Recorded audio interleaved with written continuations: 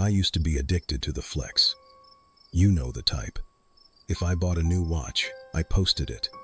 If I found a hidden waterfall, I tagged the location immediately. I treated Instagram like a live broadcast of my life. I figured, I'm a fit guy. I'm aware of my surroundings. Nothing bad is actually going to happen, right? That arrogance almost cost me my life last November. I had just bought my dream car, a customized, lifted Jeep Wrangler. I was obsessed with it. I wanted to take some killer photos of it in the wild to post on my feed. I drove out to this place called Dead Man's Ridge. It's a secluded trail about an hour outside the city. No cell service at the bottom, spotty service at the top. Perfect for those moody solo shots. I parked at the trailhead around 4:30 p.m. It was empty. Before I started the hike, I did my usual ritual. I snapped a pic of the Jeep alone in the lot, tagged the specific location, Dead Man's Ridge, and captioned it, Solo Sunset Mission. If I'm not back in an hour, send snacks. Posted. Public profile. Done. The hike was great. I got to the summit, took my selfies, watched the sunset. But as soon as the sun went down, the vibe changed instantly. The woods got pitch black, and the temperature dropped. I started jogging back down. I just wanted to get back to the heated seats of my car.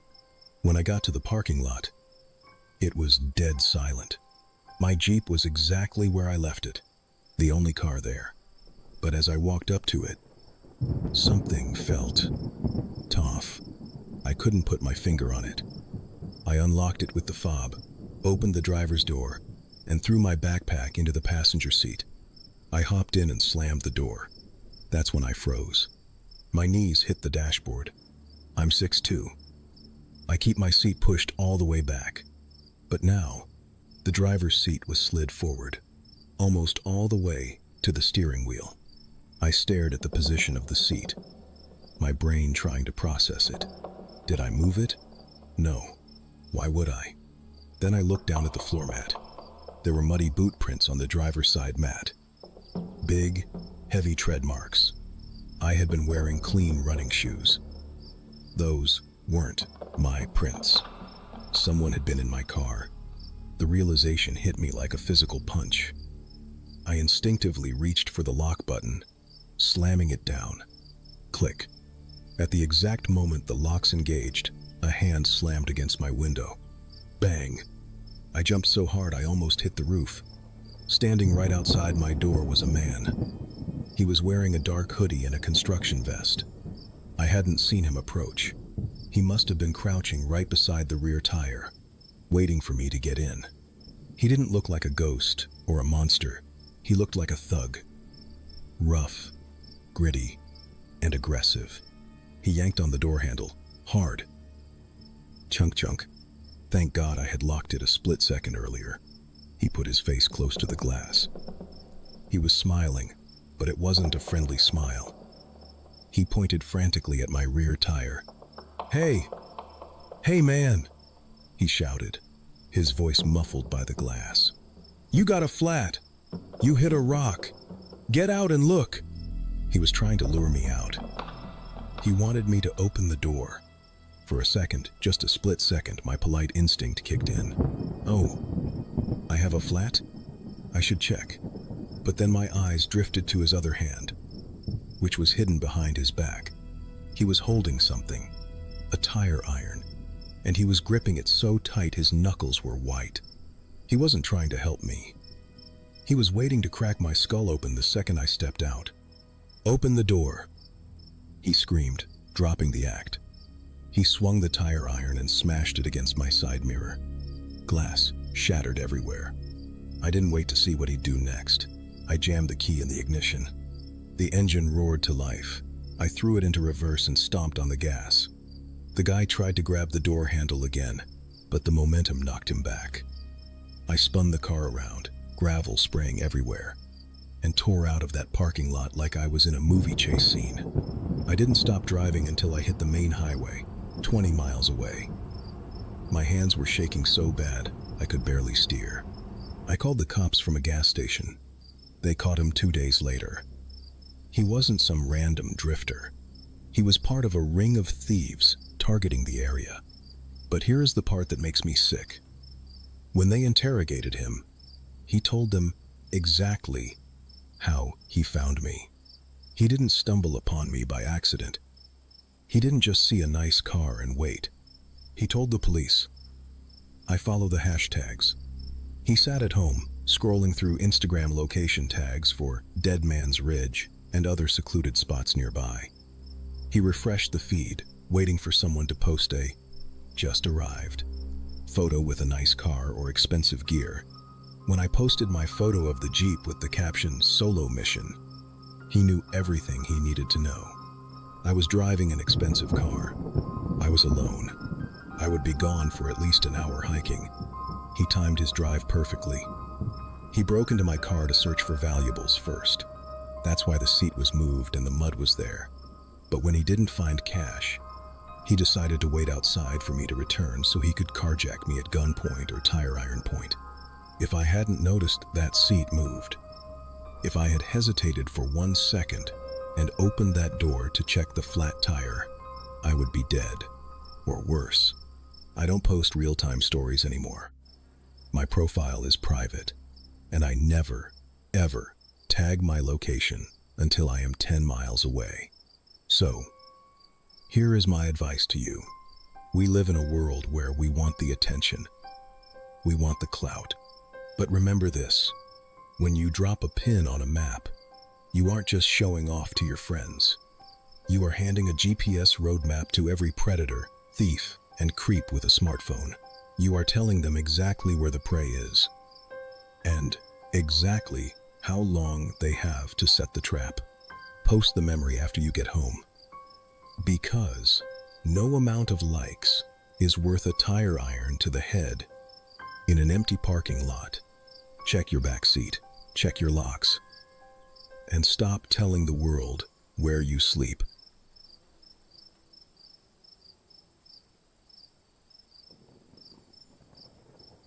We've all been there.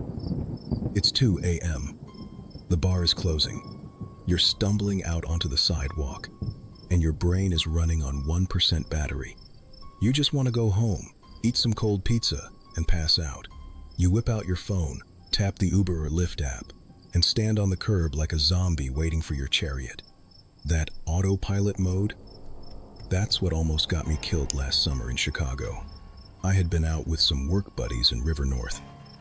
I was pretty faded, not blackout drunk, but definitely past the legal limit to drive. I called an Uber. The app said, Toyota Camry, silver, driver, Ahmed, 4 minutes away. Standard stuff. I'm leaning against a lamppost, scrolling through Twitter, trying to keep my eyes focused. About 2 minutes later, a silver sedan pulls up to the curb right in front of me. Now, here is mistake number 1. The mistake 90% of us make. I didn't check the license plate. I just saw silver car and assumed that's my ride. I opened the back door and slid in. The car smelled weird, like heavy cologne trying to cover up the smell of cigarettes. "Hey, how's it going?" I mumbled, buckling my seatbelt, heading to Wicker Park. The driver didn't turn around. He just nodded. He was wearing a baseball cap pulled low and a hoodie. I couldn't see his face, just the back of his neck. He pulled away from the curb aggressively, cutting off a taxi. I closed my eyes, resting my head against the cool window. "Long night," I said, trying to make small talk. He didn't answer. "No." "Hello." "No." "What's your name?" Nothing. Just dead silence and the sound of the tires on the pavement. About 5 minutes into the ride, my phone buzzed in my pocket. I ignored it. Probably just a text from my buddy asking if I got home safe. It buzzed again. And again. I groggily pulled my phone out and squinted at the screen. It wasn't a text. It was a notification from the Uber app. "Ahmed is arriving now." I stared at the screen. My brain was lagging. Arriving now? But I'm already in the car. I looked at the map on the app. The little car icon, representing Ahmed, was just pulling up to the bar I had left 5 minutes ago. The blood in my veins turned to ice water. The buzz from the alcohol evaporated instantly. If Ahmed was back at the bar, then who the hell was driving this car? I looked up. We weren't heading toward Wicker Park. We were heading onto the on-ramp for the interstate, going south, toward the industrial district. My heart started hammering against my ribs like a trapped bird. I tried to keep my voice steady. I didn't want to spook him yet. "Hey man," I said. "I think you took a wrong turn. Wicker Park is north." Silence. He didn't even flinch. He just merged onto the highway and accelerated. "Hey," I said louder, leaning forward. "Did you hear me? Pull over." Nothing. He was ignoring me completely. It was like I wasn't even there. Panic set in. I grabbed the door handle and yanked it. Nothing. It didn't budge. I tried the other door. Locked. He had the child locks on. I was trapped in the back seat of a stranger's car, doing 70 miles per hour on the highway, with a guy who wasn't my driver. I realized then that this wasn't a mistake. He didn't think I was his passenger. He was hunting. He was cruising the bar district in a generic silver car, waiting for drunk idiots like me to hop in without checking. "Let me out," I screamed, pounding on the glass. "I have a knife. I'll kill you." I didn't have a knife. I had a set of keys and a half-empty pack of gum, but I needed to scare him. The driver finally reacted. He looked in the rearview mirror. For the first time, I saw his eyes. They weren't scared. They were annoyed. "Shut up," he growled. His voice was gravelly and calm. Too calm. "Sit down or I'll make you sit down." He reached into the passenger seat and grabbed something. It looked like a taser or a stun gun. I knew if we got to a secluded area, I was done. I had to do something now, while we were still around other cars. We were approaching an exit ramp. He slowed down slightly to take the curve. I didn't think. I just reacted. I unbuckled my seatbelt, lunged forward between the two front seats, and grabbed the steering wheel with both hands. "Are you crazy?" he shouted, trying to elbow me in the face. I yanked the wheel hard to the right. The car swerved violently. We clipped the guardrail. Sparks flew everywhere. The car spun out, tires screeching, and slammed into the concrete divider. The impact threw me back into the rear seat. My head hit the window hard. I was dazed, seeing stars, but the car had stopped. Steam was rising from the hood. The driver was groaning, clutching his chest. The airbag had deployed. I didn't wait to exchange insurance info. I kicked the rear window. It didn't break. I lay on my back and kicked it again with both heels, putting every ounce of adrenaline I had into it. The glass shattered. I crawled out of the broken window, cutting my hands and knees on the shards. I stumbled onto the highway shoulder, waving my arms at passing cars. A trucker pulled over and let me call 911. When the state troopers arrived, the silver sedan was empty. The driver had bailed. He ran into the woods, off the highway exit. They ran the plates on the wrecked car. It had been reported stolen 3 days ago. Inside the trunk, they found zip ties, duct tape, and a tarp. He wasn't driving me home. He was driving me to a disposal site. I never found out who he was. He's still out there. And every time I see a silver sedan idling outside a bar, I get a shiver down my spine. So, here is the advice that might save your life tonight. When that Uber pulls up, look at the plate. Don't just look at the color of the car. Don't just assume. Match the license plate on your screen to the car in front of you. And before you get in, ask them one question through the window. Who are you here for? If they can't say your name, do not open that door. Because sometimes, the ride you catch isn't looking for a passenger. It's looking for a victim. Stay safe. Check the plates. And don't let the autopilot kill you.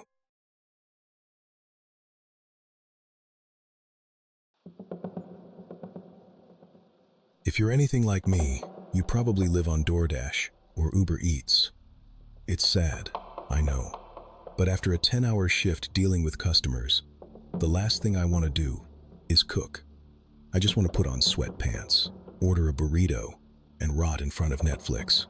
That laziness, that autopilot mode of just wanting your food, it almost got me killed 2 months ago. I live in a garden-level apartment in the city. It's decent, but the hallway is kind of dark, and the buzzer system is ancient. Usually, I tell drivers to just leave at door because I'm antisocial and don't want to make small talk. It was a Tuesday night, raining hard. I was starving, like hangry level 100. I ordered a large pepperoni pizza from a local spot about 15 minutes away. I was tracking the order on my phone like a hawk. You know the drill. Order received. Being prepared.